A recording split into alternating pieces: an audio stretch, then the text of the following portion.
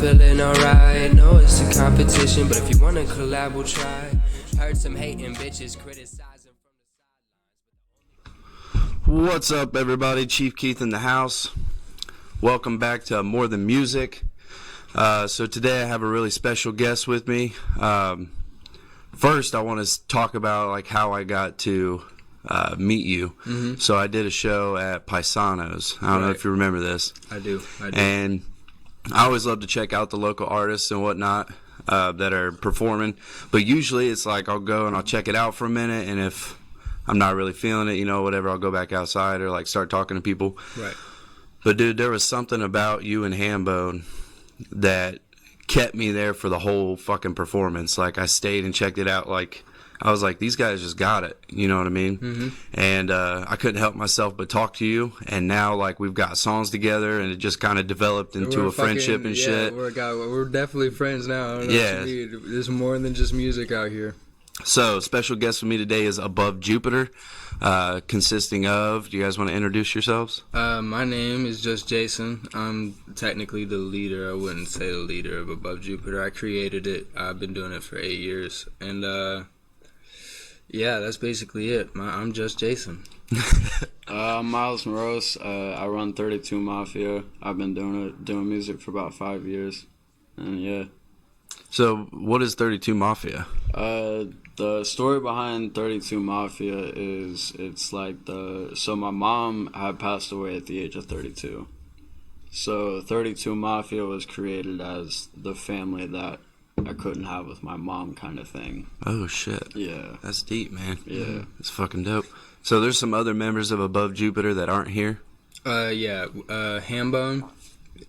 He couldn't make it. Honestly, it was a miscommunication on my side. I'm sure he would have made it if I would have got a hold of him sooner, but it's kind of last minute that we was talking about this, and my head got raveled. But Hambone, he's that dude. He's been there for 5 years. He's my best friend. My best friend for 17 years, by the way. 17 years. Shit. Yeah. Going strong. Yeah, you know what I'm saying? Since kindergarten, like, I still remember meeting him and shit. I'll get into that later, but yeah, he just dropped the album. His progression is insane. The new shit, some of the new songs I want to show you. Mm-hmm. The Hambone's got some development in there that you're gonna pick out easy. You're gonna be like, whoa, okay. I've heard him grow even in the short period of time that I've known him. And I thought Yeti was a cool ass album, and actually I'm featured on it, which is fucking dope. By the way, thank you a lot for that, because that was fucking, not a you problem. have no idea how hype Hambone was when he first heard that verse. Like, you'd sent us 2 verses, by the way. That's crazy. Yeah. That you had 2 verses ready to go, but like the first verse, we was already like, hell yeah, fuck yeah, like Chief Keith's on the song.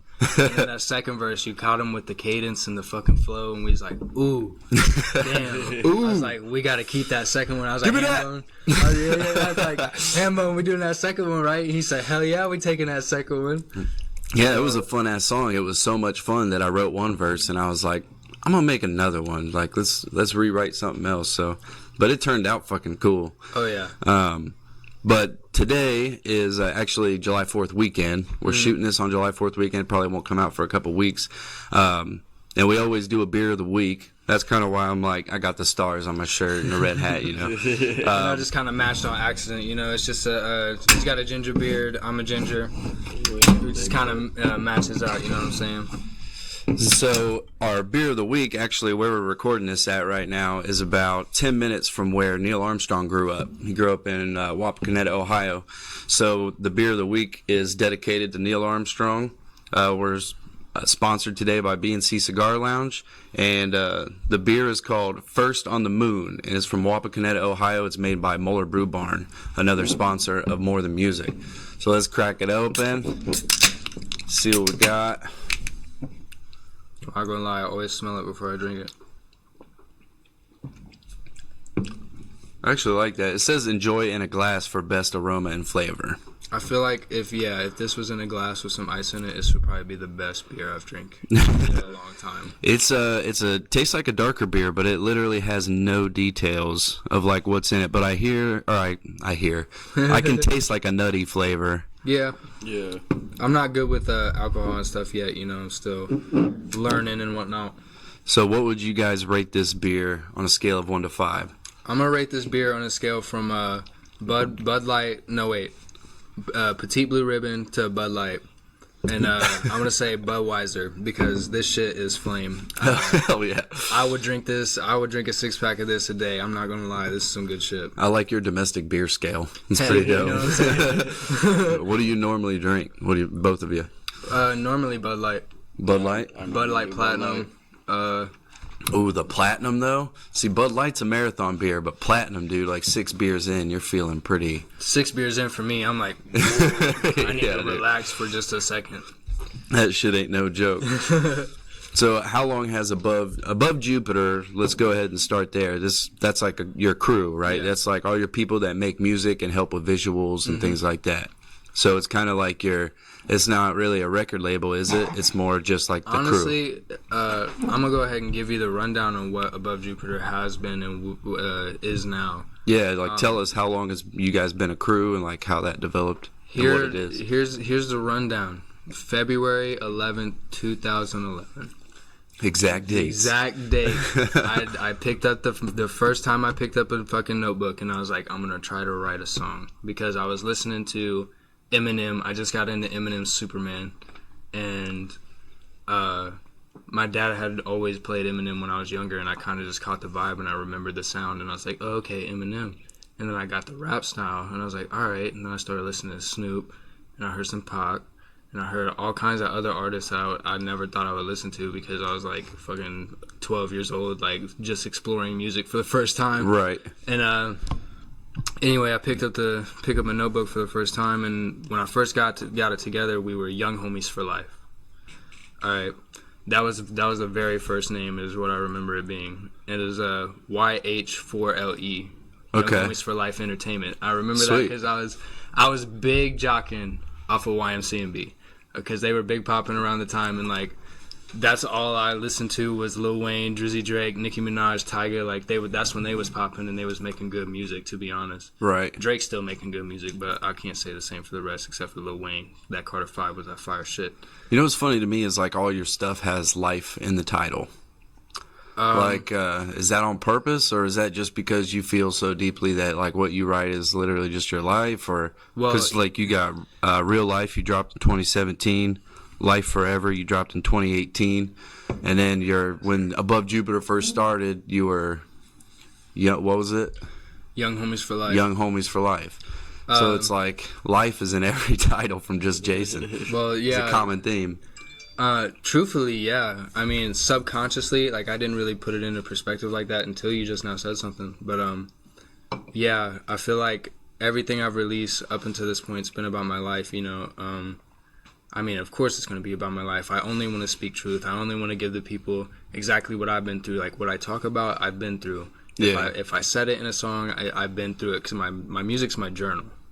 And, like, when I write in my journal, that's what I feel. That's, like, my 100% genuine feelings. Yeah. I think you have, like, a duality sound to your music, too. Like, you have a wide range. You don't really have like one style. Like some guys are like more boom bap type style rappers, and that's where they shine. Some people do like the newer, like what you would I guess consider like mumble rap or whatever, more sing-songy type stuff. Right. But you kind of do like the whole spectrum from like lyricism to boom bap to fucking when it comes to whatever you feel like doing is what I'm sensing. So we call the sing-songy rap, the mumble rap, we call it melodic trap. Melodic trap.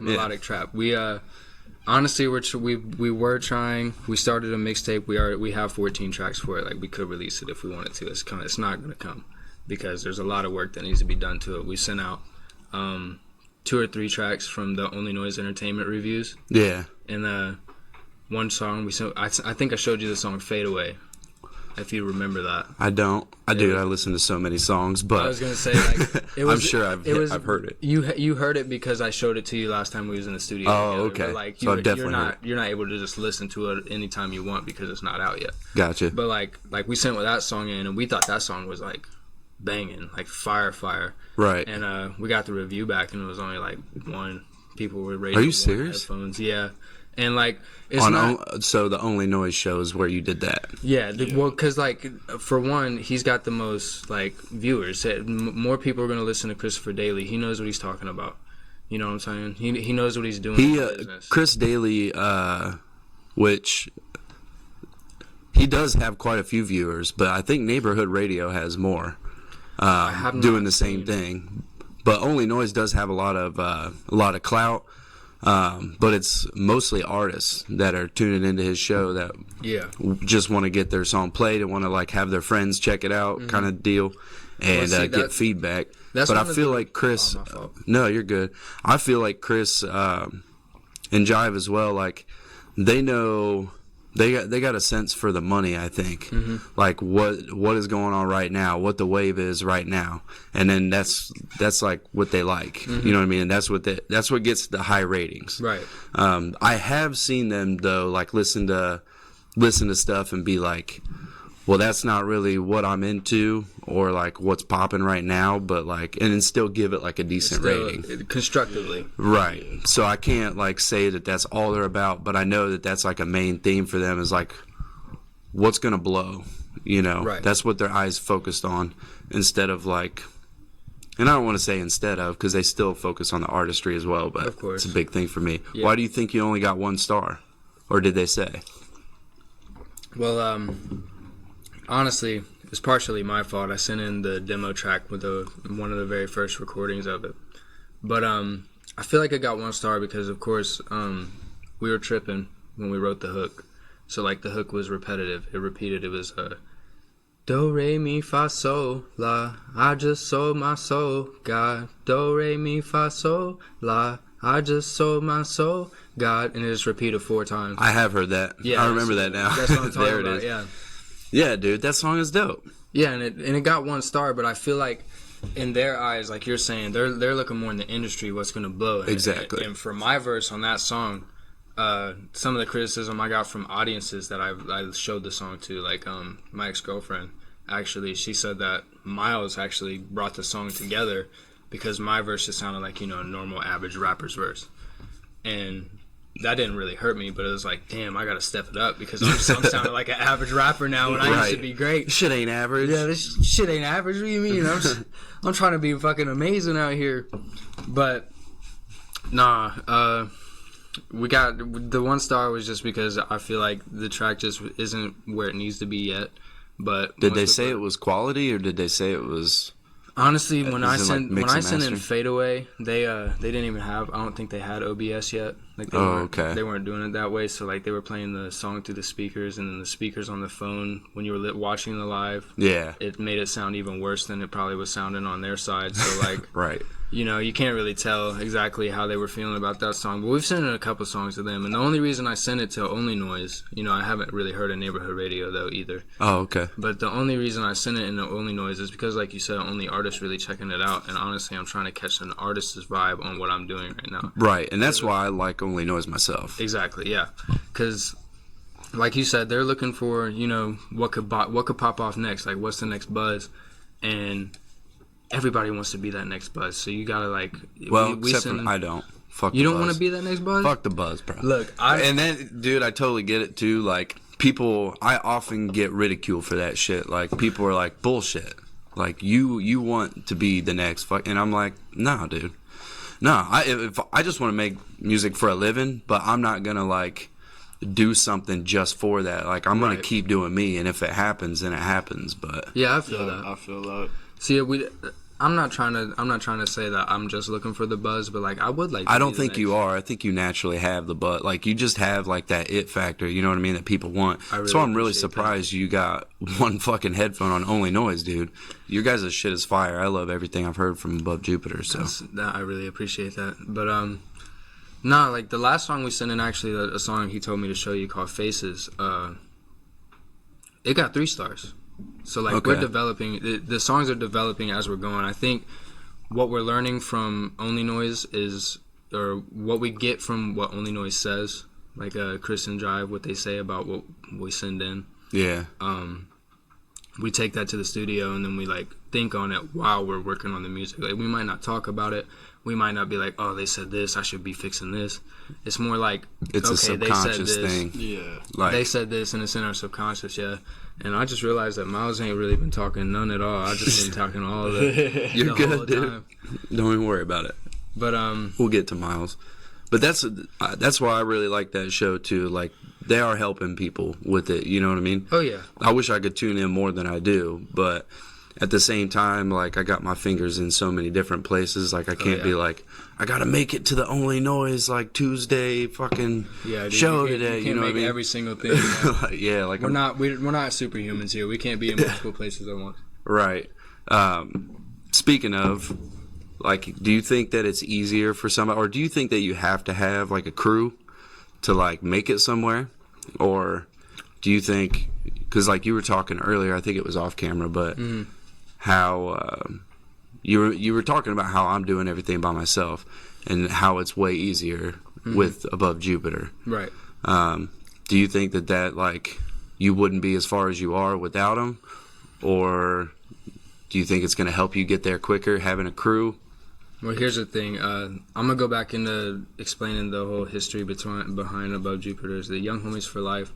When I started, I had 4 other people with me. I can still remember their names. It was like Lil CC, Double W, Lil Seth, and I think we called him Big Barnes or some shit. A couple Lils and a big. A couple Lils and a big, but you know, we was trying to make the wave back then, and like when I first started with those 4 other people, they weren't really about it like I was. Right. Like you could obviously tell. Like I would send out, I'd write a verse, okay, and I would send them a beat, and I'd say, hey, I got this verse on this beat. You know, just try to write a verse, and like I'll give you 2 days, just to try to write a verse. And like I know that sounds like, damn, you're rushing that dude. Why you gotta rush him? But like 2 days is plenty of time for you to get a thought process going. And at least spit out some type of verse.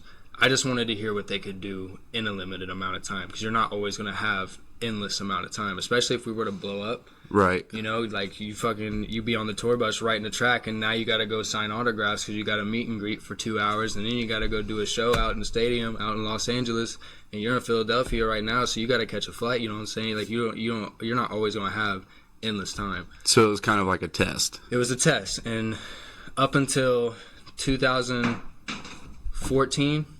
Nobody passed the test. And that was around the time Hambone came around. Oh, yeah? Yeah. To be honest, at first, he came in, he was only supposed to be a producer. Like, he had braces, so he wasn't really trying to rap, you know what I'm saying? Yeah. He had, like, the bad braces, because he had them for 2 years, too. But he ended up rapping with them. He ended up rapping with the braces. I respect him for that. You know, he wasn't the best, but he rapped with braces, and that's just hard as fuck. It is, dude. I've been rapping with braces. I just got them off, like, last dude, week. I remember that. That's fucking great. I'm glad you got those off, because, like, it sucks, dude. Not saying no homo shit, but your teeth look good anyway. Oh, thanks, bro. I love you. Cheers. It's fucking cheers, bro. But yeah, so like Hambone's comes in to be a producer, and then he ends up rapping. Yeah. Well, because we only had Mixcraft, like, home studio 5 or 6 or whatever was out at the time. So, like... Mixcraft, holy shit, dude. It takes me back, record. like... I still record Mixcraft. Do you really? Yeah. That's what's up. The sound that I get out with Mixcraft now, that's because I've been working with the bitch for 8 years, okay? Right. That's practice. But, Hambone tried to produce. We only had Mixcraft, so, like, the MIDI on Mixcraft is so booty. Yeah. You cannot make beats on Mixcraft. It's just like there's no possible way to do it without it sounding like you made a beat on in the bathroom or some shit. Right. But he came in, and then we started rapping. You know, we did a remix to Am I Psycho by Tech 9. Oh, hell yeah. I gave him 2 days. Same I fucking test. love Tech 9. I love that song, too. I wasn't big into Tech 9 at the time. I was trying to figure out how to chop at the time. That's when I was figuring out how to rap faster. But I gave him 2 days, gave Hambone the test. Passed it. He wrote a 32-bar verse. It was longer than my verse. I was like, all right, look, if you're going to write verses like that, you're going to have to eventually write an album. 2019, he drops the album. Anyway. Yeah. Yeti.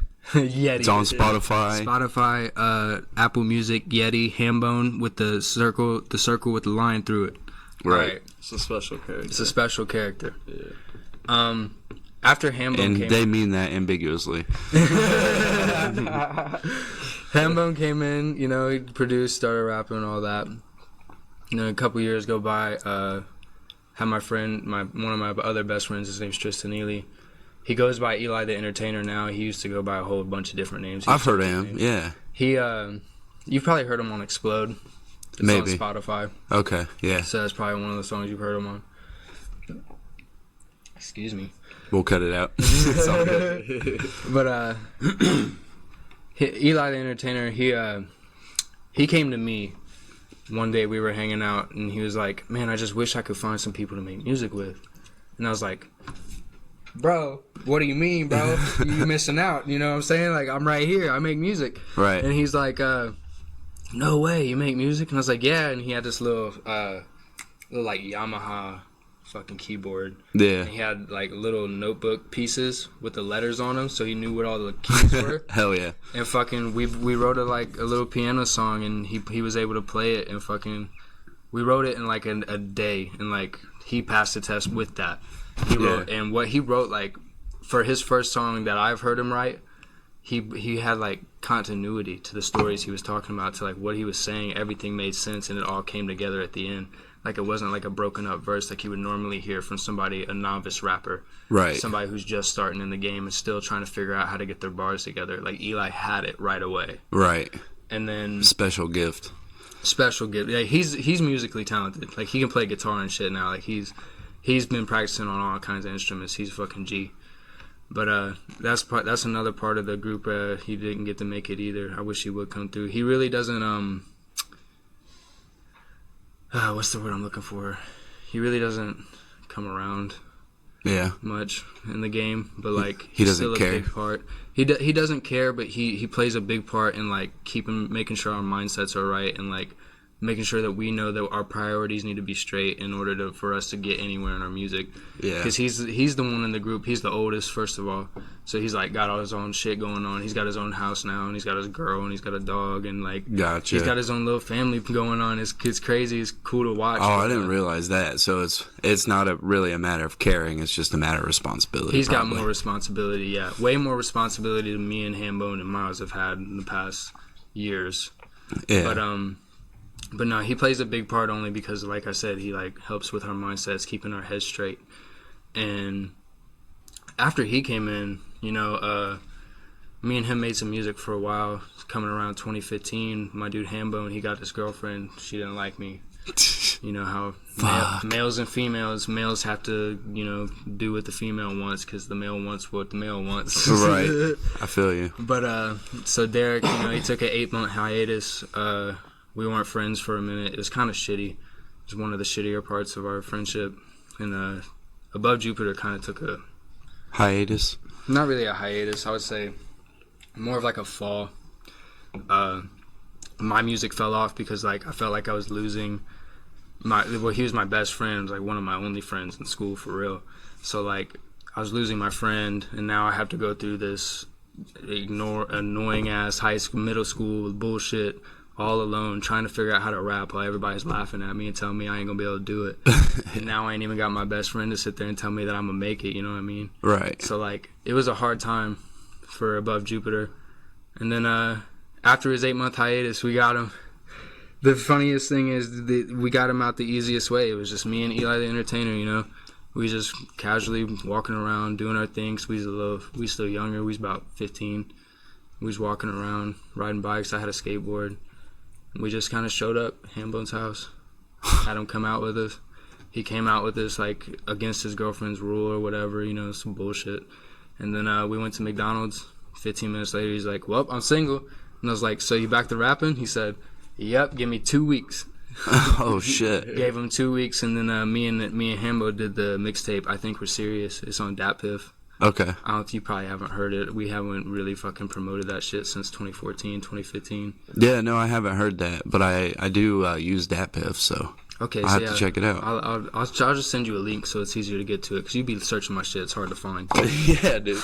That's one thing like I definitely noticed about you as an artist is, in Hambone too, especially on like the promotion side, is I don't know, I got the impression you guys weren't really interested in like what the fuck people think or trying to like. I feel like it was just a genuine like love for music and like just being with each other and hanging out and writing cool shit. And then you guys were just putting it out and like whatever happens, happens. Mm-hmm. I didn't think you guys were like, well, maybe you wanted to blow, but you guys aren't like, well, the industry says we got to do this and then we got to do this and then we got to make this happen. Right. I feel like I didn't see you guys like following those steps since I met you, like trying to do that kind of thing. I felt like it was just a genuine like love for music. Not gonna lie, it's still a genuine love for music. A little bit of things have changed though. Not even a little bit actually. A lot of bit of things have changed. Trying to take Above Jupiter to that next level. Yeah, get more serious about it. I'll get back into where I was going with when we dropped I Think We're Serious. That was when we were more like, you know, fuck the system. Who gives a fuck? We're gonna put out what we want to put out. Like, I don't give a fuck what you think about what I say. I'll spit about Columbine. I'll spit about 9/11. I don't give a fuck. I'm gonna spit about whatever the fuck I want. You know what I'm saying? Yeah. Like, that was around the time, you know, 2014, 2015. That was when we were figuring out, like, these are our voices. Nobody can take these voices from us. No matter how hard they try, they can't take our voices from us. Right. So, like, that's when we started taking it more serious. And then I started writing an album called I Am. It didn't drop nowhere besides Bandcamp, and I really didn't promote it much because the production, I made all the beats for the album, but you know, my beats wasn't really all the way there yet. That's super respectable though, because not everybody does that or has the balls to do it. Well, I've done it for a few. I'm not gonna lie, it's fucking hard. I don't see how producers just keep knocking out beats like that because they do. I've produced like Random Project 4, 30 songs. I produced every single beat on that. Yeah, I was actually going to ask you about Random Project. Oh, yeah, we'll get into it more when she asks about it for sure, because Random Project's a big part of the music thing for us, too. Okay. But, oh, shit, where was I going?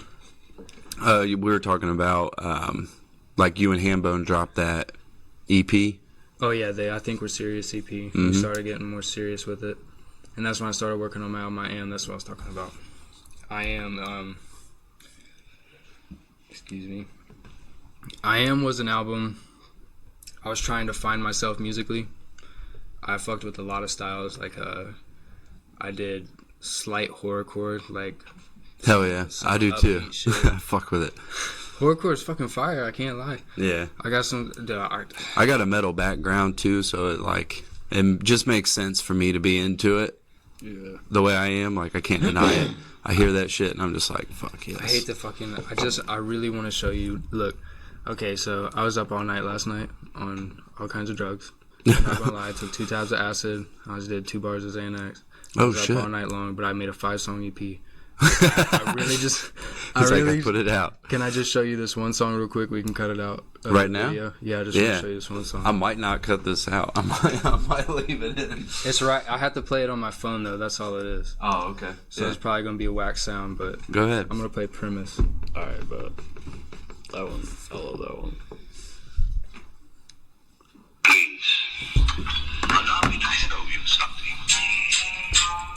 Myles, I'm gonna take this out, but I'm gonna send this track to you first. You made the beat? No, I didn't make the beat. I've been taking YouTube beats because I can't make beats right now. 2 bars, and I smoked a bunch of weed. This is what happens. Yeah, I'm doing Xanax and coke. I'm trying to can it, I can't understand it, and they undermining my flow. No more applying shit, go for the net. Got it like Robin, I go for the net. They shooting and robbing the stupidest set. While I'm being useful, ho, I'm getting used to the check. Thought you knew me from the way back. You should probably get the wave check.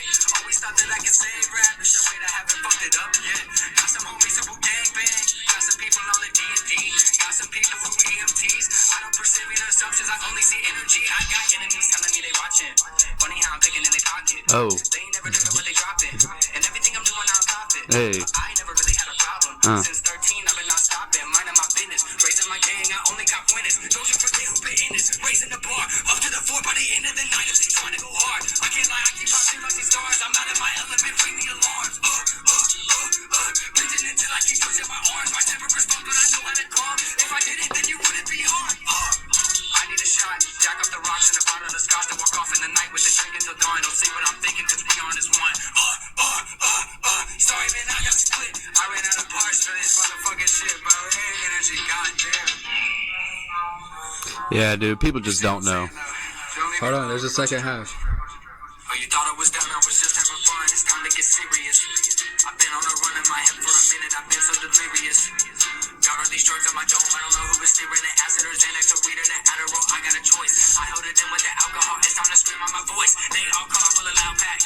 Jack, why you never call back? I don't even got it like that. Middleman shit, I got a partner like that. Doing too much on the dash, living the dash. Spend all my money on last. I hit the bank and they put me on blast. Cause I already spent all of my cash.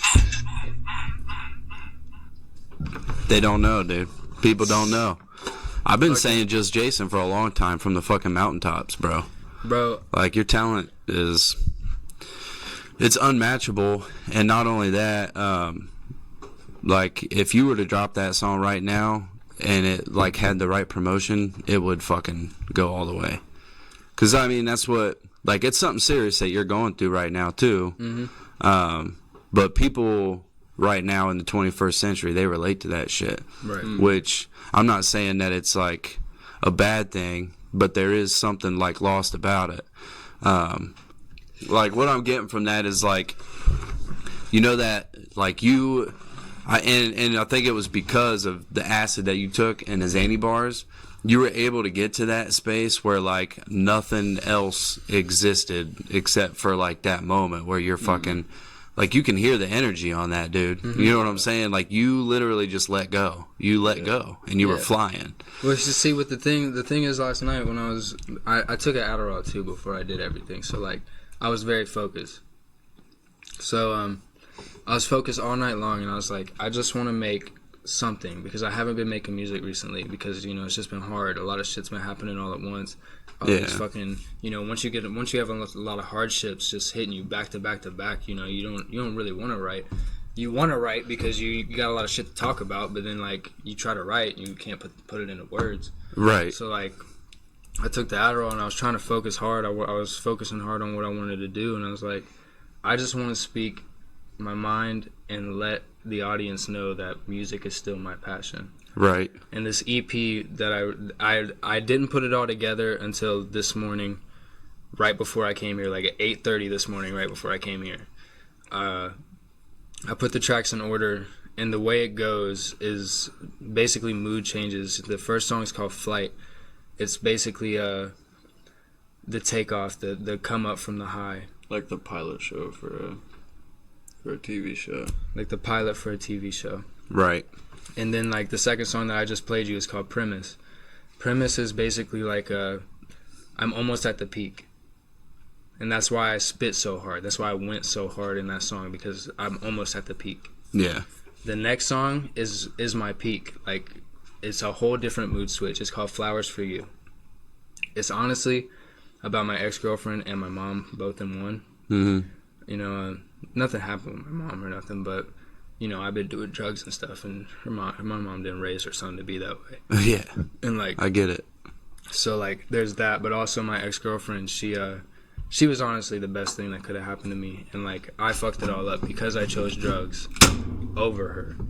I put music and drugs and anything I could put over her, I put over her, which is not what you do in a relationship, you know what I'm saying? Yeah. And, like, what I did with that song is I Brought You Flowers is basically, it's called Flowers for You. The hook's basically, I brought you flowers to show you that I appreciate everything that you've done for me, to appreciate the parts of me that you played a part in. Yeah. So, like, there's that. The song after that, honestly, is called Night Train. Or Night Ride, actually. Oh, I was gonna say. No, you have a song called Night Train. It's called My Name, but Yeah, it's all about I know the beat, though. I know what you're talking about. Yeah. But it's called Night Ride, and it's more about my double vision of what I'm seeing right now. So there's one side of things where I got my heart in this music, and I got my team behind me, and I got my friends, and I got my family. You know, I can push it.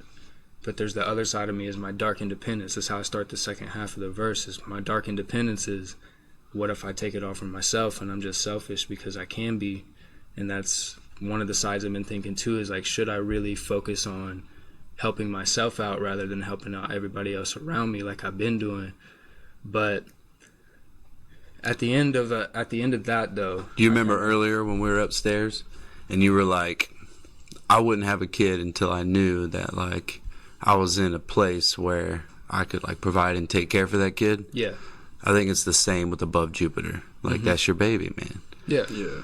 So you got to take care of yourself in order to be able to give Above Jupiter what it needs, or like give it your 100%, because you wouldn't be giving it 100% otherwise. You know what I mean? Right. But at the same time, it's really interesting. That's the duality of this whole tape. I don't mean to cut you off in the middle of explaining You're it, but fine, bro. Go ahead. that's what's interesting about the whole thing, is that like there's a side that I see you're like, I want to be successful and things like that, and I need to provide for my group, like you feel this need, but at the same time, like you got your own shit that you're trying to deal with. And it's funny because like the drugs is kind of what's keeping you from helping Above Jupiter, you know what I mean, to your full potential, like what you could actually do if you let go of that shit, which you may not be able to see that right now. You don't know until you stop, you know. But then the other interesting part to that is you just wrote an EP in one night, like fucked up on shit, and it might be one of the greatest things you've ever written. Yeah. You know what I mean? Yeah, you feel me? There's like a weird, It's like a weird imbalance in things. yeah, and people like, it's really hard to be an artist, and people don't understand how much like balls it takes to like put yourself on a tape. And most people, one of the biggest problems with artists, or one of the reasons I don't like most artists that I hear locally, like I like some, there's a few, and I don't want to say I don't like them, I like them, but the reason that their music doesn't hit for me, or I don't feel it, is because it ain't real, because they haven't let go. You know what I mean? They're like hanging on to shit, and they have fears when they're on the mic. But because you took those drugs, like the fear was gone, and you just let the fucking mic have it. Oh yeah, dude. And it makes it a great tape. So it's like, what is right here? You know, like what is right and wrong? Can you really not help Above Jupiter? Like, but at the same time, I think for you it probably would be best, man, if you like were able to find a way to like transition out of that. Because I don't know. I heard a guru talking one time, and he was like, you know, people that take drugs or drink alcohol or use outside substances, and I mean, this sounds stupid and it's, you know, really simple, but you're taking those things or doing those things because you're not satisfied. You know what I mean? You're looking for something. But if you want me to be real, though, that's exactly why people like me are taking those things. Right. Because we're unsatisfied. It's this thing called dysphoria. You just have a general dissatisfaction of life. Right. You know what I mean? So it's like, but there's like thousands of historical teachings that like talk about how to reach like a level of euphoria at your own will, like using like techniques, or just kind of, this is going to sound kind of hippie-esque, but like being one with the universe and working with the universe instead of against it. I don't know. I like the hippie-esque type shit. I like that type of life is something I would like to live. Like aside from like the psychedelics and the marijuana and shit and the hippie Exactly. life, like, it has nothing to do with drugs. The actual lifestyle. Right. Of like your mindset and how you look at things and perceive things as the hippies did. You know what I mean? Because like everything was peace and love with them. It had to be peace and love. Like that's all we honestly really need. Right. Peace and love. And oh, like, dude, if you love, you can't go wrong. You know what I mean? Exactly. If you just like, give that to everybody. Even if you give the love to somebody and they don't take it or they don't respond with love, it's like, at least I tried to give you what I thought you maybe needed. You know. Right. Some people in life, they just need it from anyone. You know what I mean? They need somebody to be like, hey, I hope you're having a good day, or hey, you look pretty nice today.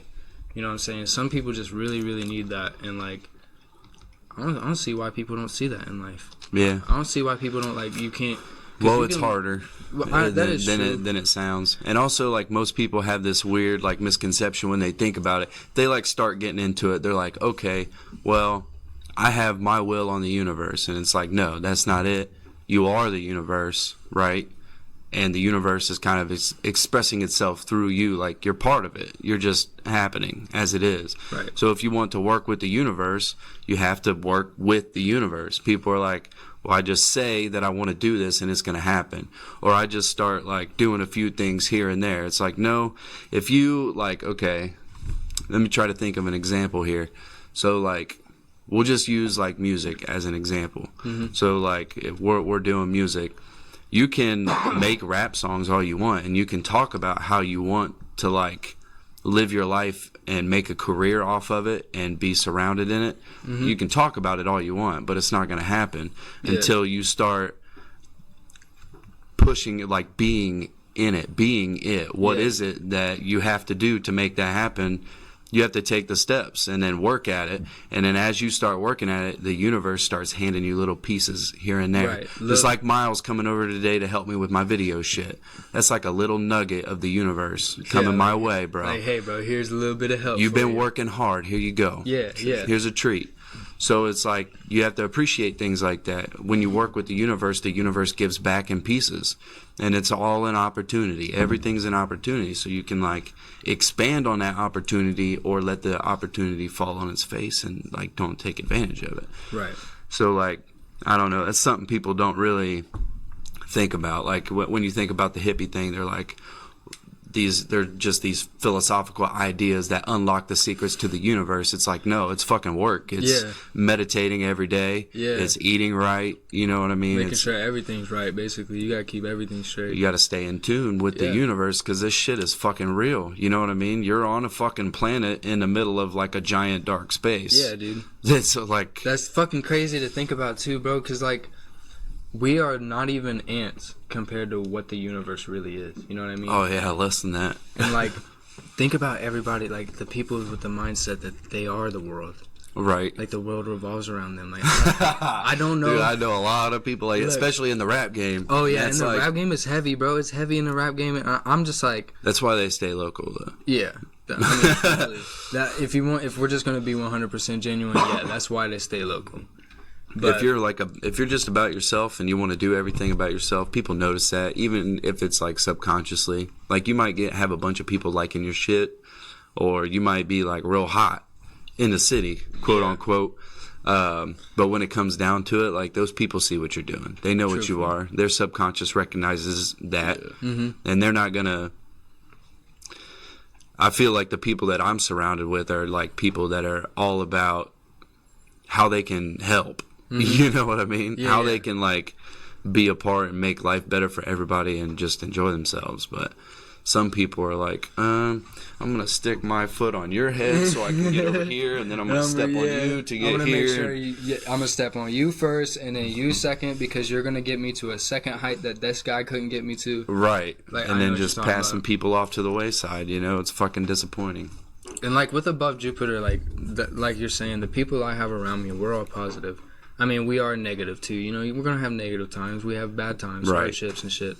But we have a real positive team. Like I'm just saying, we just now started building it up. And to come back to your question that you asked earlier, is it easier to go independent and just work everything yourself, or is it easier to have a team? For me, in my own experience, after doing this for 8 years and now finally starting to build a team, I feel like with a team, it makes things easier because, you know, you're splitting up the responsibilities. Not only that, but now as the artist, I can focus on making music. Well, with the team, it makes it easier, but building the team is the hard part. Like, having a team is like, it's another step to it. But like actually building a group of people that you can trust, you know what I'm saying? I like this. That's like really fucking hard to come by. And like that's why I don't fuck with many people. You know what I mean? Because I can't trust. Circle small. Right. Yeah. I can't trust that people aren't gonna let me follow my face or like. Honestly, you can't 100% trust anybody sometimes, because even if, you know, say like people like you and me, we're great guys. We'll be humble. We're nice people. We'll help anybody out, right? But even us guys, we're gonna have our times where we're like, but this could be all mine. You know what I mean? Like, this is all me. So like, well, I mean, I don't really have that anymore. But that's like a separate. That's something I've worked on for a long fucking time. You know what I mean? I didn't just wake up one day and I felt that way. It was just me. Right, just me. But no, I did deal with that for a long fucking time. I'm not kidding. But and I actually had this conversation with somebody not too long ago, and he started yelling at me, telling me I was a fucking liar. But I'm dead serious, dude. Like, I don't think my ego's completely gone, but for the most part, I don't deal with it too often anymore. You know what I mean? Yeah. Because it's become such a fucking, it's like muscle memory. You know what I mean? Yeah. Now, anytime the ego like comes into existence, like I don't even recognize it. It's gone. It's like, in and out. It's just there, kind of. Yeah, I recognize it. It's like, I hear you there, but it's okay. Go away. right. Yeah, exactly. That ain't me. You know what I'm saying? Yeah. So it's like I don't even fight with it anymore. Now I feel like I know. Listen to me sound like some fucking body. No, I just meant to say like I know like who I want to be and who I am. So I don't really need to fuck with that. I know that that's not me. Of course. That's just like my biological fucking habitual tendencies. Like, yeah, that's what I was gonna say. Cause like I have a really, really big ego, but like it only comes about when like when I got the 1 star for Fade Away. That's when my ego came out. Cause I was like, bullshit, motherfucker. Yeah, exactly. 1 star. I was like, you fucking Fuck shitting me, bro. I even wrote a whole brand new verse. Look, okay, so I had. If it makes you feel any better, like I submitted reflections to them, and I think it got like 4 stars. So. You did get like 3 or 4 stars. They actually commented on me, and they said that the last song that you was in with Reflections with Chief Keith, I actually had a good verse in. That's what's up, yeah. You know what I'm saying? Because me and you kill tracks. We gotta get on more. You know we what I'm do. saying? That's why I said it's collab tape. We're gonna collab tape coming out. Don't worry about it. They couldn't handle a collab tape, bro. I don't think they could. We'd have fucking ears falling off like fucking Van Gogh. Here's the thing, though. Like, it wouldn't even be. It's not even like bangers. It's gonna be some sing-songy, jazzy, chill, relaxing shit, bro. Let's you know do what it. I'm saying? I wanna do some real relaxing shit with you. I get that all the time, dude. Like, it's funny, like how it's like I don't feel like I'm like one type of artist either that'll just do like one thing, but people fucking love to put me in a box, dude. I always get like, oh, Chief Keith, he's that vibey shit. Like he's like the night drive like music, you know what I mean? Or I get he's like a real conscious rapper. I'm like, I'm neither of those. I'm not conscious. No, you're Chief Keith, honestly. Yeah, dude. You know what I'm saying? You're like you're you. I'm not saying our collab tape would just be vibey relaxing because I want to experiment. I want to experiment with what you can do. You know what I mean? Okay. I want to do some like aggressive. I want to get some trap in there. I want to see what you do on trap music. Dude, I just want to see what you do one time on a trap track with me, because like me on the trap beat, you heard premise. Me on the trap beat, I can deliver. Right. But you on a trap beat, I'm like, oh shit, dude, because your rhyme schemes, dude, I'm telling you. They don't know. They don't know shit, bro. They're not ready for this fire. So, like, with the Above Jupiters, you guys have, like, you guys do your solo shit. You guys all have, like, your own albums and your own tapes. But you guys do a lot of songs together on each other's albums. Is it, like, the same person that always comes with, like, a verse and a song? And then you're like, oh, we'll put this on Hambone's tape, or Myles will take this one? Or do you guys, like, all bring shit to the table and then just work on it together? You want to talk a little bit? You want to give them an insight on how we process our shit? Does just Jason bring does he always bring like a verse and something for you guys to build off of, or? So like when I write something and I have like an open verse or whatnot, Jay's usually the first one to pull out a verse. And then Yeti will pull one out and we'll add another verse. And sometimes we'll pick and choose who gets the one verse if there's only 2 artists on it. Yeah, we just kind of pick and choose. See, so it kind of goes every which way. I was gonna say the process really it comes from so when I was more into making beats, like when we was working more with Yeti's album, because I was making beats back to back when we was working on Yeti's album, trying to figure out the next sound that we could get his tracks all put together and shit. Yeah. When I was working on beats like that, like I would come up with a beat, right, and I'd bring out a beat, and I'd tell them to write to it. Of course, you know me, I already got something fucking written. You know what I'm saying? Dude, like I have notes and notes of written shit. Like I already got something written, so I try not to like go off of it right away. I usually do, not gonna lie. That's how he got on my fucking tape on the fucking Reflections. Annihilated. No, that's how I got on Annihilated. You were on Annihilated too. Same thing. Same thing. Just in the studio, and you was like playing this track. Yeah, dude. He's got a bunch of shit all the time, right? And he's always asking, like, every time I've ever seen him in a studio, he's like, that sounds dope. Let me get on that. And I wasn't going to have any features on my album. Like, I don't really like having features. And I had one dude feature on my last album, and I was like, this Reflections album, nobody's featuring on that. And just Jason was like, dude, that's fucking fire. Let me get on that.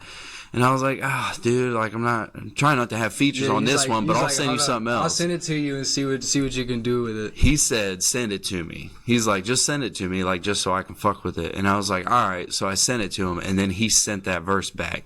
It was like a couple hours, and he sent it back. And I was like, fuck you, bro. Like, I can't not put that on there because it was so good. How am I gonna have a featureless album and you go ahead and fucking kill a feature on it like right. I was like, I can't. There was no way that I wasn't going to put that into the world. You know what I mean? It was too fucking. See, what was going on? When you sent me that Reflections track, I was already thinking of, like, what I could do for you. Because I was like, oh, fuck yeah, Chief Keith. Fuck yeah. I'm about to be on a song with Chief Keith. So, like, I was like, what can I have? What can I go off of that's like really what is? I gotta keep up. That's what I was just figuring out in my head. It's like I gotta keep up.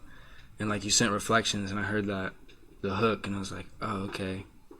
And then immediately once the verse dropped in, I was like, what you know about the homeless man with the gold in his hand? And I was like, oh shit. I was like, I got something going. Yeah. I was like, or a frozen Walt with gold in his wallet, a dominant brand. Because I was like, oh shit, dude, I'm talking about Walt Disney and shit. Like, I'm fucking going in. And then, like, once I got to the end of the verse, I was like, man, I really hope he likes this verse. Because, like, I worked so hard on it. And, like dude, you said, it was only like 2.5, 3 hours. I try to get my verses back quick because I can work fast. But, like, I was like, man, I really put time into this. It usually only takes 30 minutes. I gave you 2.5 hours. yeah. I was like, man, this verse better turn out to be great. And like you said, like, I fucking made the album. Yeah, dude, it was one of the best things. And also, it was perfect because Reflections was like a sequel to the Allen vs. Simon tape. So it was like this dude all grown up and like looking at his own, like looking at his past, looking at his reflection and kind of realizing who he is or whatever and being comfortable in that. And then you brought this bar that was like so fucking real, or a couple bars, you know what I mean? Yeah. The whole 16 or 32 or whatever it was. When you brought that, I was like, this is perfect well, I mean, for the whole tape. You know what I mean? You told me the idea was what I got from the song was the man in the mirror is not who you want it to be.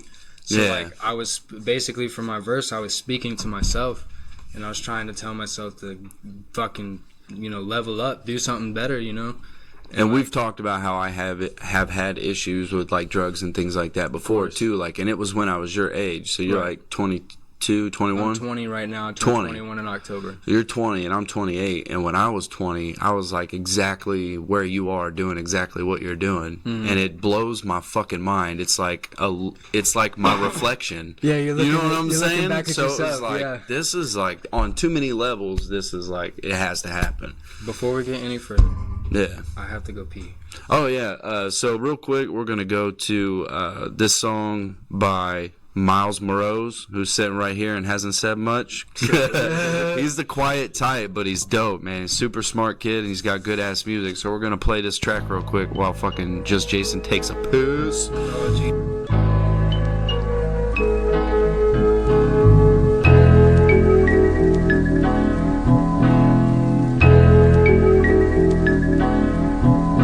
And I've been high, trying to compensate like it's a common trait, but every reply creates a common hate within a caution tape. When I'm a poor trying to cook a rhyme and play like I'm Bobby Flay, and my mind drowns like a body in lake. So every time I fight my demons, I have a mind the same. Mama told me never go to that forgotten place, and when she died, I already forgot her place. Make some pushes to forgive my mom for ways, and apologizing that I'm probably late. And I heard having a party such as Thomas Way, so you can have everything but the life you made. Where your son in the booth, spitting less of a truth, with a gun to my head till my death in the booth. And the best it ever did in my head is the proof.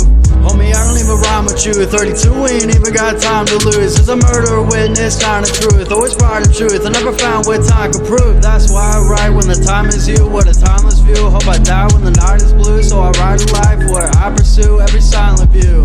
I speak less with a quiet truth, and I rest my peace from beside of you. It's hard to think when all my mind is you. 32, yeah, you know I write for you. My brother keep the knife on the side of you, just in case they come and find me loose. Never found the use of a dying youth, never had time to choose. What a timeless move. Yeah, I'ma die, I'ma fuck, I'ma die, I'ma fuck, I'ma die, I'ma fuck, I'ma die, I'ma fucking die, I'ma fucking die, I'ma fucking die, I'ma fucking die. Cocaine in my nose, I feel like Kurt Cobain. LSD in my head, feel like the 70s. Xanax took 2 bars, I'm feeling heavenly. Ecstasy, a couple rolls and I rest in peace.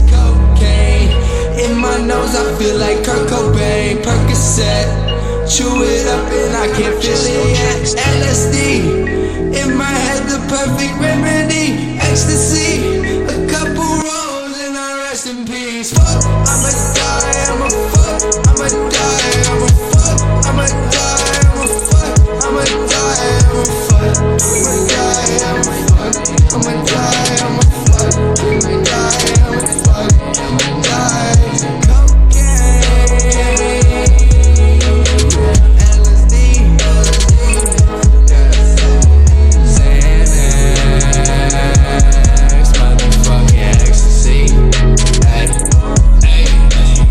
Cocaine in my nose, I feel like Kurt Cobain. Percocet, chew it up and I can't feel it yet. LSD in my head, the perfect remedy. Ecstasy, a couple rolls and I rest in peace.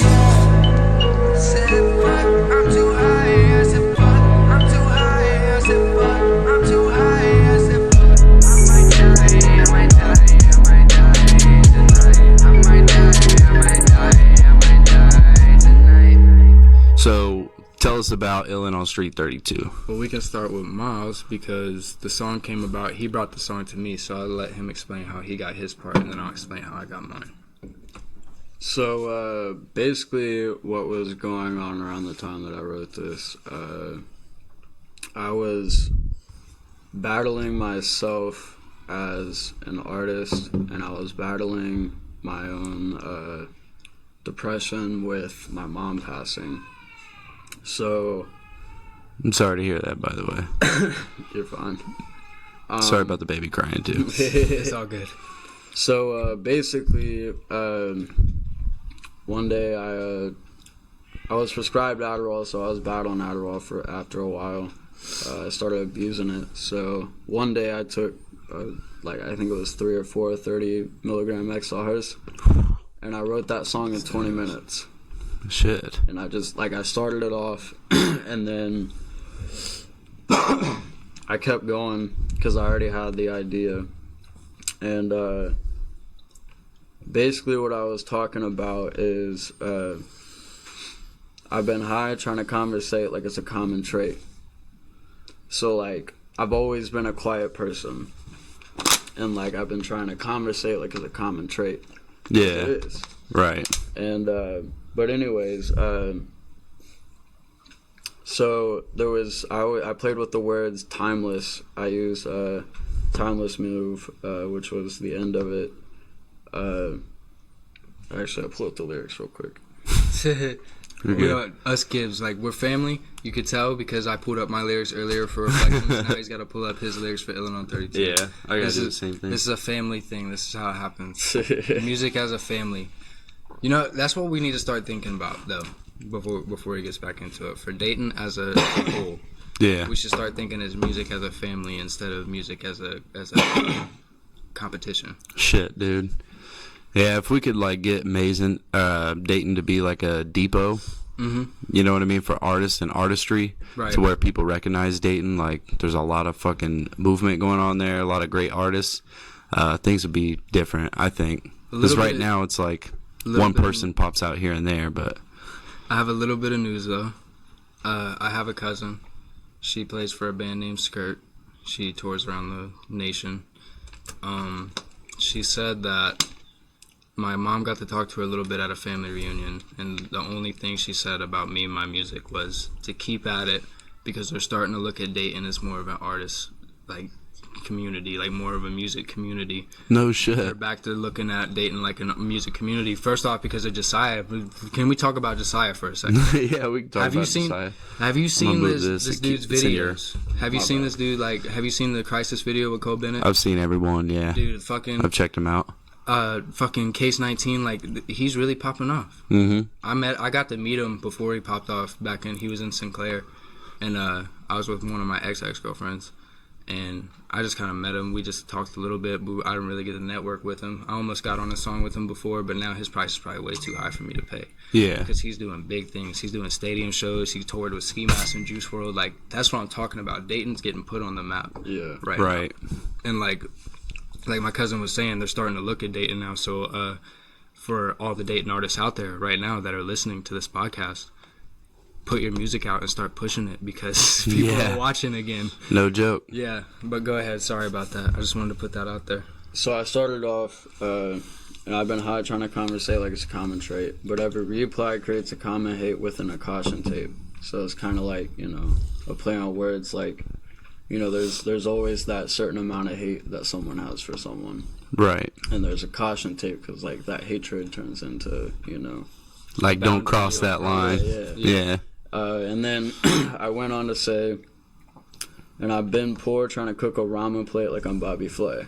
Bobby Flay is like a master chef. Right. Yeah. Oh, so, I'm familiar with the Flay. You know what I'm saying? Familiar with the Flay. So, I got basic cable. Yeah, so like, it was just kind of like, I'm poor, I'm trying to make food, I'm hungry, and I'm trying to make it look nice, you feel me? Yeah. So like, that's where that was. And my mind drowns like a body in lakes, so every time I fight my demons, I have a mindless state. Mama told me never go to that forgotten place. So it's just kind of like a play on That mindless state, never go to that forgotten place. Yeah. Basically, like, don't take your mind back to those drugs and fucking hefty using it to where you don't even know what's going on around you. Right. And that's where I was headed. And when she died, I already forgot her place. That was the deepest line I ever wrote. Yeah, that just fucked me up. Yeah. Mixing potions to forget my mindful ways. So that's a play on what I said beforehand, which was mindless state. Mm-hmm. And then, and apologize in that I'm probably late. And I heard having a party such a timeless place. And you can have everything. Wait, hold on. And you can have everything but the life you made, where your son in the booth spitting less of a tooth with a gun to my head till my death in the booth, and the best it ever did in my head is the proof. So it's kind of like my dedication, and it's also like I'm holding a gun to myself until I do something with music, because music is everything to me. Right. Yeah. And I liked your analogy on like the party scene too, as being a timeless place. It's pretty cool. Yeah. Because when you get caught up in like parties and things like that, factor. time doesn't exist. Like you go till 4 a.m, you know what I mean? You'd be going 4, 5, 6, 7:30. The sun be coming up. You're like, Sun's damn, the coming party's over already. Exactly. Yeah. And then you like can't sleep, depending on what you took while you're at the party. You know what I mean? Yeah. I get it. So, and then the next part, I switched up a little bit, and this was talking about somebody in the friend group that I had around the time. And it was, homie, I don't even rhyme with you. And as much as that is like, I don't even rap with you kind of thing, it's more of like, you know how rhymes go together? Yeah. I don't go together with you. Right. And I then, don't even rhyme with you. Oh, I never even got that till just now. That's fire. Yeah. Oh, shit. That's fire. So then I said, after that, I was like, 32, we ain't even got time to lose. To declare that 32 Mafia doesn't have time to lose. Also, my mom died at 32. We don't have time to lose. Right. So there's that. Damn. And then... I'm telling you, he's deep with this shit, bro. And then, this that murder witness kind of truth. Always pride in truth and never found what time could prove. That's why I write when the time is you, what a timeless view. Like the memory is like what lives on. Yeah. Hope I die when the night is blue, so I write a life where I pursue every silent view. That was more of like, you know, like, most of I always keep my side of things silent. I never really put my opinion out there, like, in middle of conversation. I've always been quiet. So, like, that was just kind of like my way of saying everything that I want to say to you is in my music. Right. Yeah. Your form of expression. Yeah. I speak less with a quiet tooth, and I rest my peace right beside of you. Start to think when all my mind is you. 32, yeah, you know I write for you. And that's also meaning both 32 Mafia and my mom. Yeah. And then at the time, I had fucked over my brother. And we haven't really spoke ever since then. Actually, like, a couple days ago, he, like, acknowledged my presence for the first time. But what I said was, my brother, keep that 9 on the side of you, just in case they come and find me loose. Never found the use of a dying youth, never had time to choose, what a timeless move. So you had like a problem, like you fucked over your brother? Yeah. But you were telling him to like watch out for you. Yeah, because I was in this. You were like pissed. Yeah. Like, do you mind speaking about like what happened with your brother, or do you not feel comfortable doing that? I don't feel comfortable with it. But Okay. The reason why I said keep that 9 on the side of you, just in case they come and find me loose, is because You were pissed. it wasn't just that. I've done some shit, and like, he was, you know, the big brother. He was my protector, and even though like I fucked over the relationship, I wanted him to like know that I'm into shit and I need your protection if it ever happens. Oh shit. Yeah. Okay, got you. Yeah. But yeah, there was a lot going on in that time. I was real heavy into drugs. But yeah, this was I wrote it in February, and I recorded it, and then I never dropped it. You actually got a free C Money verse for it. Yeah, I and actually you got- still never dropped it. Yeah, and I still never did it. What the fuck? Yeah. That's what I said. I was like, what the fuck? You got a C Money verse and you got me on it instead? What's wrong with you? How'd you get a free C Money verse? I sent it. I messaged him. Actually, hold up. I'm about to look at the conversation. Bro, I hope that's okay with C Money. Yeah. What's up, C Money? Shout out. Shout out C Money. Doing big things. Big things, dude. I heard a couple of his tracks recently. Jesus. Yeah, he's crazy. He's got the wave. I fuck with C Money. He does. He's real too. Like Yeah. he's real as fuck. You can He's- tell too, like you can tell the difference between somebody who posing and somebody who really talking their shit, and like he really Right. talking his shit. Yeah. You know who else is badass? Who? Fucking RG Stoner, his little brother. Dude, I haven't. It's like- I haven't got to check out on the RG Stoner shit. I What? can't find nothing. Dude, I would almost like. I love C Money. Don't hate, bro. But I would almost venture to say that I personally like RG Stoner more than I like C Money. Maybe just because you're. But I don't want to piss anybody off. No, But it's your it's just personal my, choice of it's just music. my personal thing. Like I don't know, but I was actually rocking my RG Stoner shirt yesterday. Hell yeah.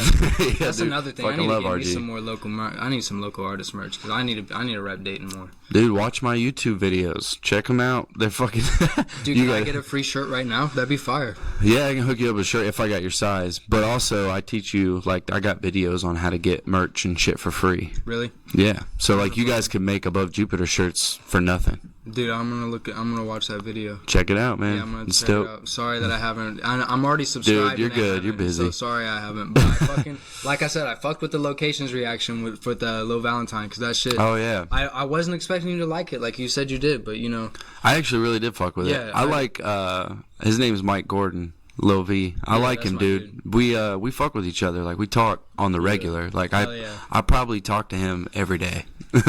I talk to No Mike joke. Gordon at least once or twice a week. Yeah. Yeah. And he's got a totally different like swag. Like I think most yeah. people would be like Chief Keith and Mike Gordon are friends. I'm No. not even But gonna like lie. we really are though. Like I If fuck y'all with was him. the collab though, think about the style differences. Like, We've been talking about it and also we want to get Luca Randon on a fuck collab yeah. with us. oh Yeah. fuck yeah, dude. Because I talk to Luca Is at he least Luca? every other day. Yeah, Dude, dude, he's- me and Luca fucking video chat and talk for an hour. Like, I've been and he's fucking the with only shit. person I give my time to like that. You know what I mean? Like most of the time I got shit going on, but Hell like yeah. if Luca video chats me, I'm like, "What's up, bro?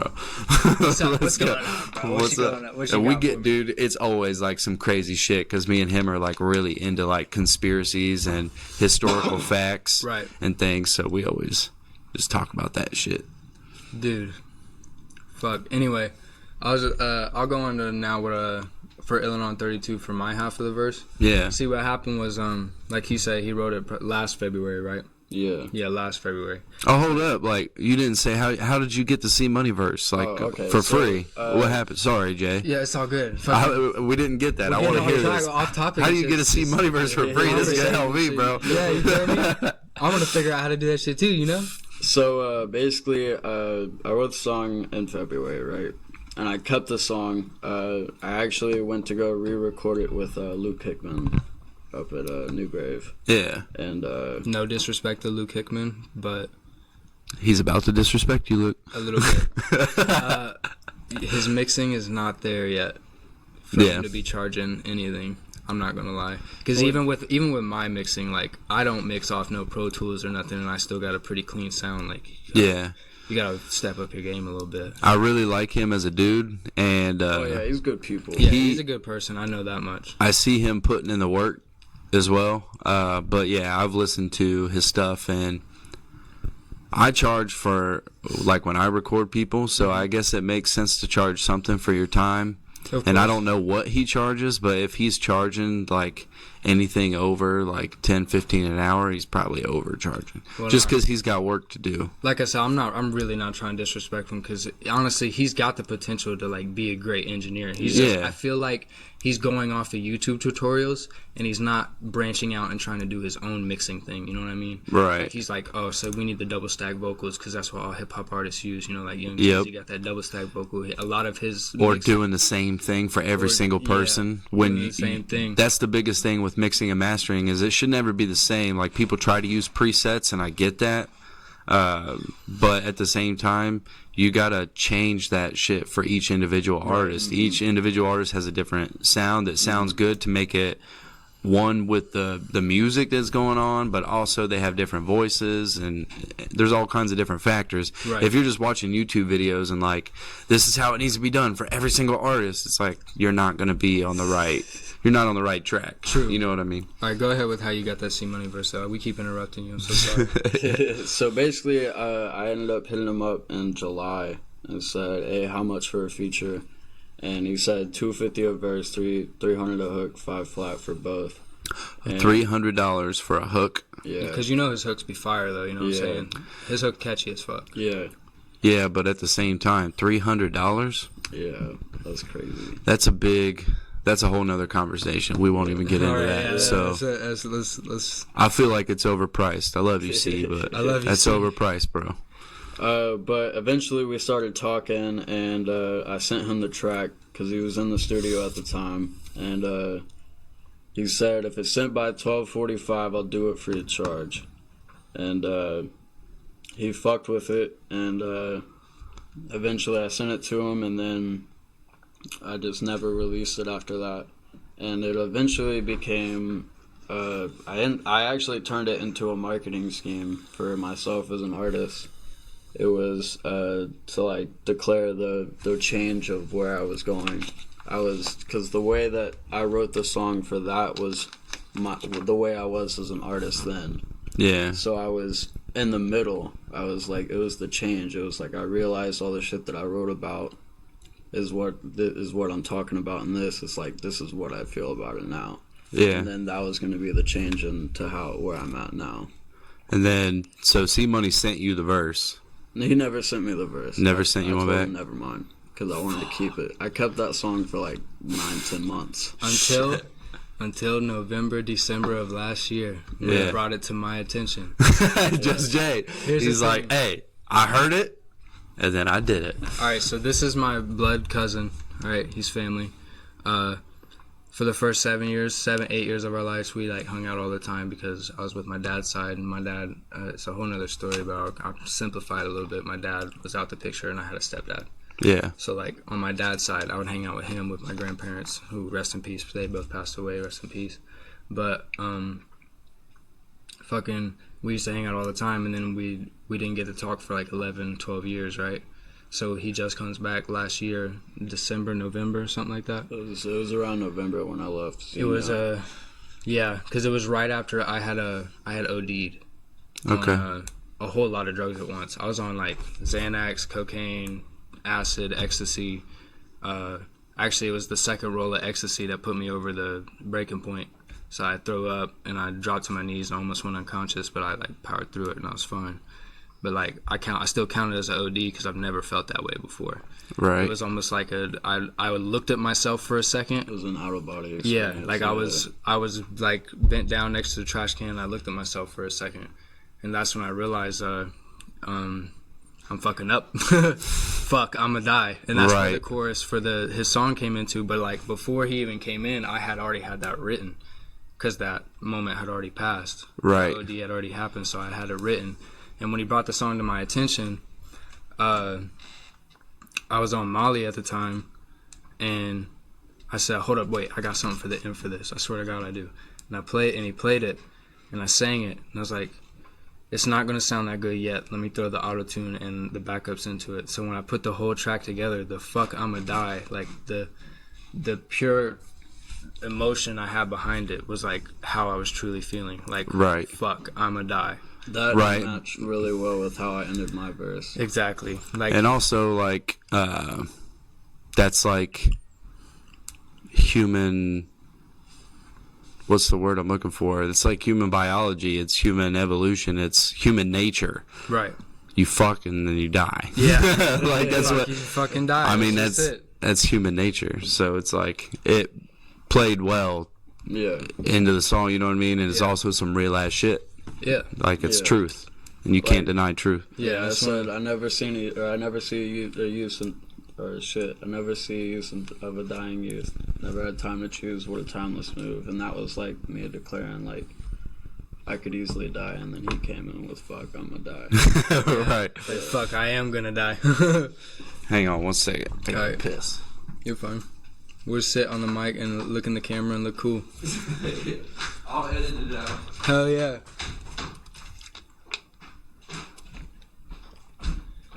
Fuck, dude, I'm chilling. Yeah. I would really like some weed. Yeah. Can't lie. My voice got weak all of a sudden.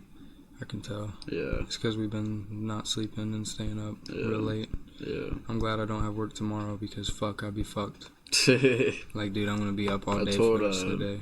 I told Jamie, me and Jamie talked about going to fucking temp service tomorrow. That's also why I'm going back there. I was gonna say, if you want me to take you, I can take you because we need to get this shit done. I want you to have a job and we meet. Because if me and you get money together, me and you can get a place together. Yeah. And then think about the music after that, though, for real. Just me and you in the place. I'm not gonna lie, Yeti's not bad, but just me and your vibes. Yeah. In the studio for a while. Yeah. I think that would be a good change. Yeah. But Oh shit, that's off record. Off record. Just delete that shit. Chief Keith sucks. Not just delete it. That dude is fucking lame. No, I'm just kidding. So did you want to talk about your verse in that song at all, or? I can talk about my verse. Honestly, there's not much to it. I really repeated the same thing over and over. Fuck, Okay. I'ma die, or fuck, cocaine in my nose. I feel like Kurt Cobain because I did coke that time. I did coke that night. LSD in my head for like the 70s. 70s is when LSD came around. Yeah. Fuck, Xanax. Something. I don't remember the next part after that, but the Xanax part is like. It was just honestly my verse for that was just the drugs I was doing at the time, and like it was all the drugs I was doing at once. So like all the drugs I'm talking about I did at one time, and like you're not supposed to do all those drugs at one time, especially uppers and downers like that. That's why I OD'd a little bit and fucking had that out of body. But what's interesting is like a good way to, if you're trying to not do drugs or get off of them, is to like focus on the music, which you guys already do. Mm-hmm. So it's like, if you spend less time doing the drugs but making music instead of like doing the drugs and making music, I know that's like one of the biggest downfalls of my studio. Like that's why some people don't come here, you know what I mean? Because it's like they can't do drugs and then get on the mic and they're like, well, I can't get on the mic if I don't do my drugs. Yeah. But it's like, I know you guys could. Mm-hmm. You've done it. Like I've done it a couple times. I love coming here and recording. It's the fucking, honestly, your studio is like really comfortable. That's why I'm able to record in it so well. Yeah, dude. I try to like set it up. You know what I mean? Like to where it feels good. It's like a vibe. It's a vibe. It's out in the country too. I personally prefer recording sober unless I'm alone. Right. Yeah. I prefer recording after I've like smoked. It's like smoke some weed. But I can't. Yeah.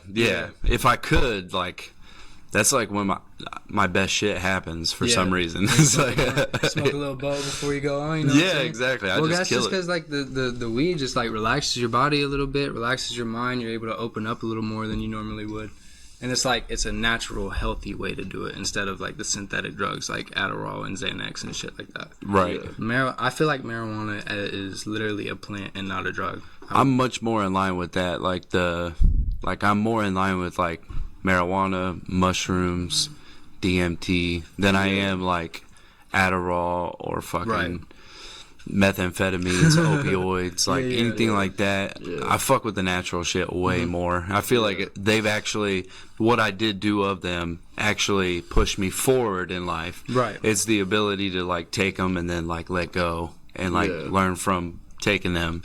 It's an experience to be had. Yeah. It's not something to abuse. You know what I mean? Well, I'm gonna be real. If the CDC ever sees this shit, the first time I took magic mushrooms, all right.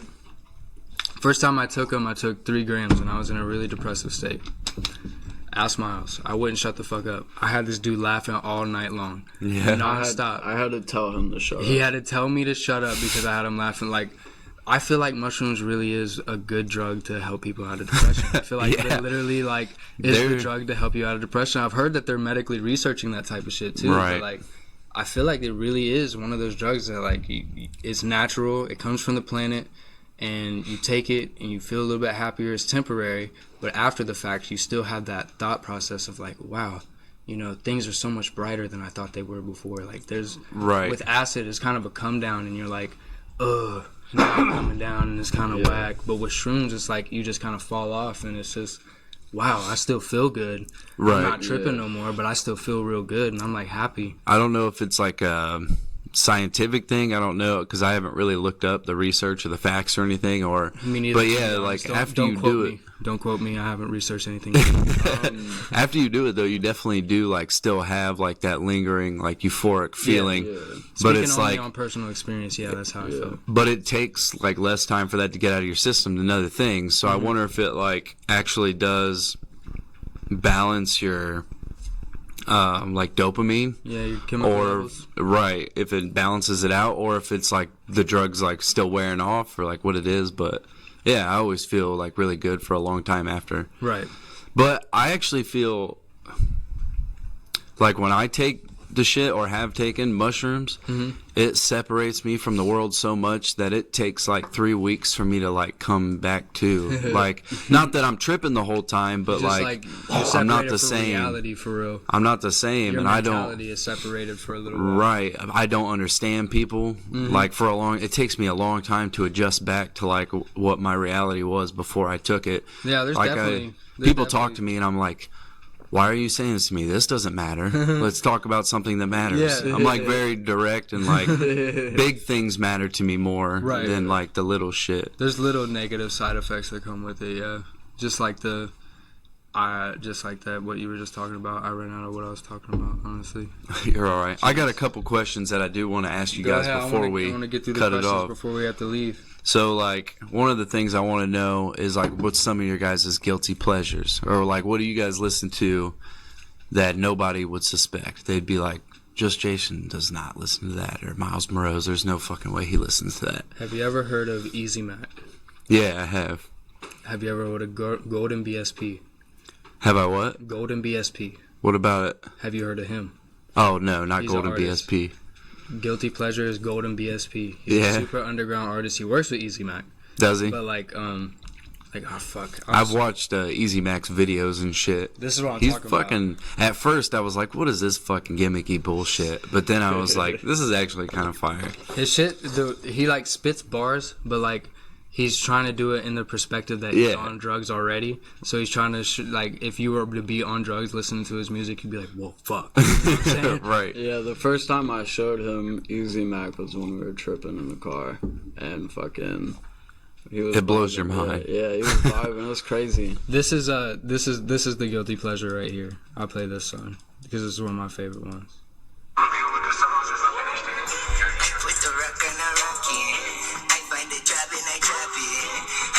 I see him.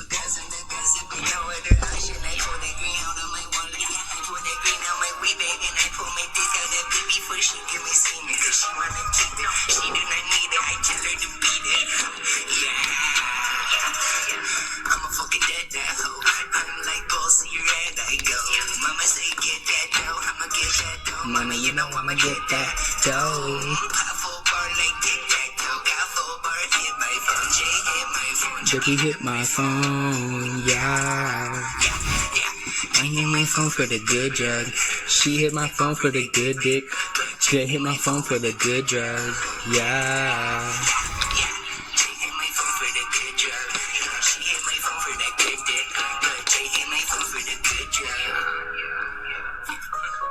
And see, when it comes to like this being my guilty pleasure, the only reason why is because this dude has so much character.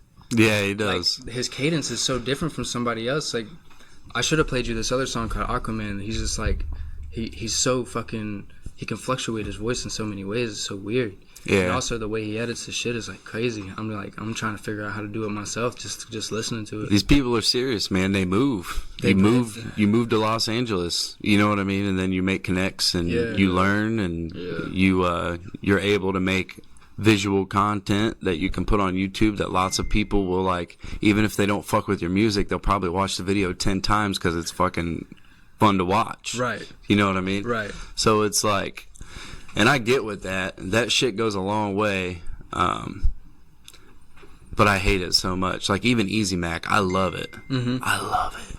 But I hate it. I'm like, get the fuck out of here, bro. Like, where's the real shit? Like, where are you at in this? You know what I mean? And it's like, he is literally just what gets the numbers. Right. You know what I mean? Like, even the people that, like, post shit, they, like, look at their...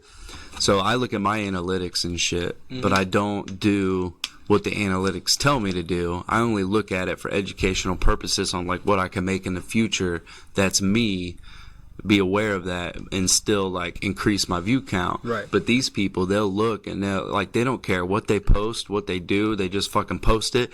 And oh, look, their analytics said like when he posted this, there's like a spike in his fucking views and shit. Yep. So now he's going to repost it and make a lot more posts like that. Even if he doesn't agree with what he said or what he did, he's going to make a bunch of them just to get the views and shit. And it's like, 100%. Fuck you, dude. I'm not about it. That shit pisses me off so much because it waters down the industry of, like, true artists. Like, artists that are really speaking on life. Yeah, you can get, like, cool... You can make cool videos, and you can get great videographers and editors and shit, and you can make something that's interesting to watch, but it's like... But can you really capture the scene of real life, though? Right, That's what dude. I think it really is. Well, it's bullshit to me. It's like, you can take, like... When you have like a little bit of orange juice in a jar, you don't fill the jar up with water to finish your drink. Because it's not going to taste good. No, it tastes like shit going down, you know what I'm saying? Bro. And that's the same thing when I watch shit like that. Like, and I get guilty pleasures. That's why I asked that question. Because I have my own shit that I listen to that's like that. Right. You know what I mean? Like, I listen to Easy Mac. I love it, dude. But at the same time, I'm like, fuck you, bro, for just like... doing what they want you to do, like doing what the business wants you to do just so you can fucking get famous. Like, you're so lost in what it is to fucking live. All you want is to be rich. That's what you want. I feel like fuck you, dude. Like, I got bigger dreams out here than being rich. I think they were more. I think all the artists that are popping right now were more like us before they started popping. Excuse me. Exactly. Oh, I couldn't agree. And it's like you like lose your way along the way because people come in pressuring the numbers. Well, like, there's that. There's like the pressure in the audience, the pressure in the label or whoever you're working with, the pressure in yourself. Like, what drugs do you want to be taking to be making the music? Because like every artist is probably taking drugs to make music, especially hip hop. Well, the drug industry is not heavy. necessarily, but they are. I mean, yeah. I mean, the drug industry is heavy. The ones the industry pushes, I'm not honestly talking really locally because I don't honestly like little Xanax and shit like that. Like, but the industry definitely pushes artists that are doing drugs or pushes them to do the drugs more and things like that. And if you look at it too, like the people the ones that say they're going to stop doing drugs, their fucking view count starts slowing down. It starts going down. The promotion starts getting less and less. You see their face less and less. Right. Well, so and that goes into a whole different conversation, which we probably shouldn't get into because we'll be an hour on that. It'll be a 4-hour podcast by the time we're done with it. Jesus Christ. But the industry's fucked, man. It really is. And like people like us keeping it real, we can still make it happen from this level, from the platform like this, because we just do it and then people recognize that and we can get some real traction without having to sell our fucking souls. You know what I mean? Yeah, it can happen. So I'm keeping the dream alive. You feel me? I'm not selling out anytime soon. Yeah, you know I'm trying my best not to. I mean, I'm working more with the industry sound, but I'm trying to keep it my own. You know what I mean? Yeah. But there's a lot of good artists. I'm sitting here like trying to think of one that like doesn't do drugs that I really like. But I don't know because I don't know him personally. Right. It's hard to depict who does and who doesn't for real. But the industry pushes a lot of fucking people that are like. I mean, hip hop was built off of drugs. The drug industry. Well, I mean, not really. More or less, yeah. It came from like block parties. You know what I mean? When when B-Boys was Grandmaster fucking- Flash figured out how to like switch from one turntable to another using a Yeah. light switch, And then the B-Boys was just dancing. they got together and like Yeah. partied and shit and Block had parties is where hip-hop really came from. For yeah, and b-boys especially B-Boys, like dancing. it around. And then, you know, then that's when people were like, maybe if we add some words to it. Yeah. You know what I'm saying? That's probably how it came about. I don't know shit And then when about how that it came about. when but that that's- shit started getting popping and everybody like started mimicking that culture, then that's when like drugs started getting pushed into those Yeah. neighborhoods. Yeah. Mostly around things the like that. gangster rap period Yeah, of hip-hop, too. NWA. That's when That's when Right. drugs started really popping. getting like Yeah. they were more promoted than anything like Right, in but the at gangster rap at area. first hip hop was Or just about era. having a good time, like getting together and like getting together, having a good time, dancing, chilling, listening to laughing, having music. fun, fucking Right. like we said, b-boys just kicking it, you know. But now drugs are a heavy influence into it as well. Which I feel like is I think drugs are gonna start, you know, making their way out of hip hop. I hope so. I don't see it happening anytime soon. I mean, it's but not gonna happen. that's no why time I'm soon, doing it. But low key though, it's slowly happening. You know, there's bigger artists coming out like, hey, I'm not doing these drugs no more. Like there's artists like I remember Lil Xan coming out saying he's not doing Xanax no more, or not doing no lean no more, or He just got in some shit. Did you see that? I didn't see. He that. pulled a gun on some dude. Oh yeah, no, I seen that. He pulled a gun on some dude that ran up on him in his car or some shit. Well, they were at a gas station, and the Yeah, dude 'cause came up to him. He had the video and he just pulled the gun out and fucking. I don't even Yeah. know what's going on. He's just I'm kind of like, like, what are you doing, dude? it's like, dude, are you that pissed off that you have a fan just coming up to say, hey, you know what I mean? Well, the dude was said something to him about him not liking Tupac. Oh, Gave him shit for not liking Tupac, Oh, and so I he didn't pulled really the gun read up on out that. and told him to get the fuck away from him and all this shit. damn. It was definitely blown out of I was proportion. gonna say that's an overreaction if I've ever. He heard did. one. Yeah. He was. You would think that he was on something. You know what I Probably mean? was, for real. But if you guys could get on, well, actually, what's your guilty pleasure, or do you like Golden BSP too? I mean, yeah, I showed Jay Easy Mac, and then we both kind of got into the Golden BSP. But I feel like Hell your yeah. guilty pleasure is Boogie. Boogie, Yeah. Yeah. Boogie. Not You know A who Boogie is? Boogie, No. Boogie's The Everything for Sale album. He came out from Shady Records. yeah. Oh, though With Yeah. you, he's heard got Rainy- a song, you heard Rainy Days. with Yeah. Eminem. Yeah, Yeah. We're talking about that dude. How'd He you got know some- I heard that song?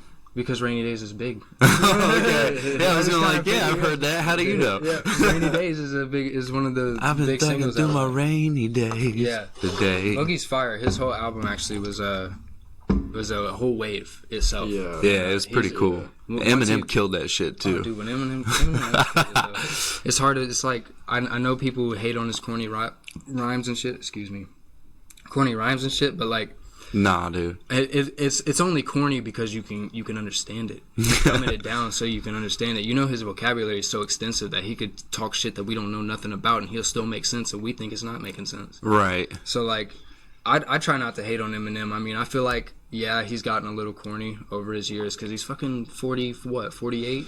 Well, that Kamikaze dude, he shit on everybody, and that wasn't corny. That was some Oh no, real. When Comic Con came out, no, I was like, okay, Eminem's done playing with this bullshit. Like, he's not with this bullshit no more. Yeah. If you guys could pick a record label to be like signed to, would you guys sign to any record labels that are out now, or would you guys rather start your own? Or If I were to sign to any record label, it would probably be TDE.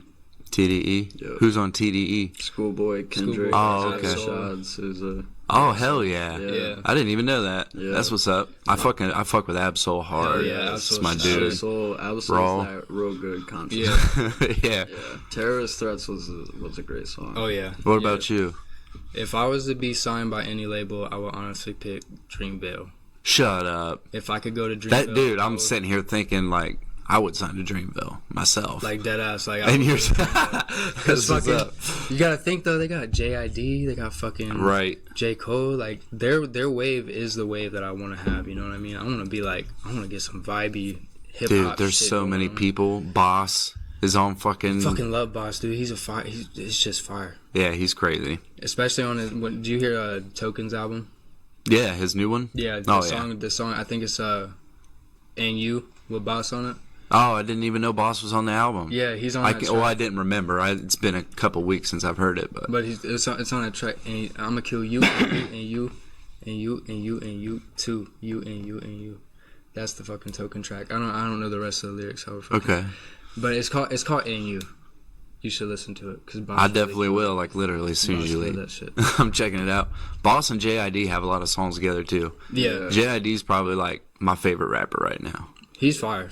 He's crazy. Some of his flows are care. insane. Like his flow on Soho, fucking with Boogie. Yeah. Have you heard that? Yeah. Fucking that one part where fucking shit, I love it and I can't think of the words. He just says like my soul is limited in a box tent. And like the beat like breaks down right there. It's just so sweet.